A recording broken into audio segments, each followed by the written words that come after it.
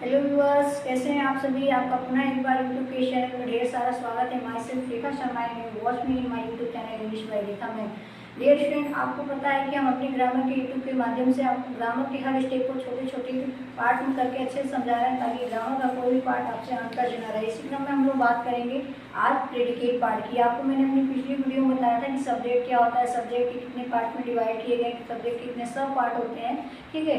और अभी हम बात करेंगे प्रेडिकेट पार्ट की, और प्रेडिकेट क्या होता है, प्रेडिकेट के कितने पार्ट होते हैं, इसके बारे में बात करेंगे। तो सबसे पहले तो आप जान लीजिए कि प्रेडिकेट क्या होता है। प्रेडिकेट जो होता है वो सब्जेक्ट का ही एक हिस्सा होता है, और प्रेडिकेट की डेफिनेशन होती है is something which is said about subject is called predicate. यानी कि कर्ता के बारे में जो कुछ भी बात है, जो कुछ भी इंफॉर्मेशन दी जाती है, वो हमें किसके थ्रू मिलती है, प्रेडिकेट के थ्रू मिलती है, ठीक है। तो आइए वीडियो शुरू करते हैं और बात करते हैं क्या है कि something which is said about subject is called predicate. यानी कर्ता के बारे में जो कुछ भी कहा जाता है वो हमारा प्रेडिकेट कहलाता है। अब देखिए, जो प्रेडिकेट आपका होता है 3 पार्ट में डिवाइड होता है। पहला होता है वर्ब, दूसरा होता है ऑब्जेक्ट, और तीसरा होता है कॉम्प्लीमेंट।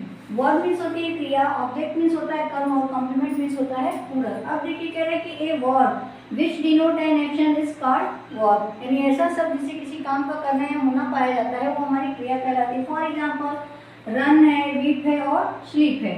नेक्स्ट आपका है सेकंड नाउन और प्रोनाउन इन सेंटेंस का ऑब्जेक्ट ऑफ द सेंटेंस। यानी किसी भी वाक्य में आया हुआ दूसरा संज्ञा या सर्वनाम उस वाक्य का ऑब्जेक्ट कहलाता है। फॉर एग्जाम्पल द फिशरमैन, ये हमारा पहला नाउन हो गया, और कैचिंग द फिश ये हमारा दूसरा नाउन हो गया। इस तरह से जो फिश होगा इस वाक्य के लिए ऑब्जेक्ट का काम करेगा, क्योंकि हमने डिफिनेशन दे रखी है कि सेकंड नाउन और प्रोनाउन इन सेंटेंस का object of the sentence. Next आपका है कि द बॉय, ये आपका फर्स्ट नाउन हो गया, और प्ले हॉकी ये आपका दूसरा नाउन हो गया। तो ये जो सेकंड नाउन है इस वाक्य के लिए किसका काम कर रहा है, एज अ ऑब्जेक्ट। नेक्स्ट आपका है कॉम्प्लीमेंट, है कि that which complete the sense is called complement. यानी ऐसा शब्द जो क्या करता है, भाव को पूरा करता है, वो हमारा पूरा कहलाता है। जैसे और कह रहा है एक चीज और बताइए कि it use which linking verb. Linking verb means होता है संयोजक क्रिया, यानी कि जो आपका कॉम्प्लीमेंट होता है हमेशा संयोजक क्रिया के साथ काम किया जाता है।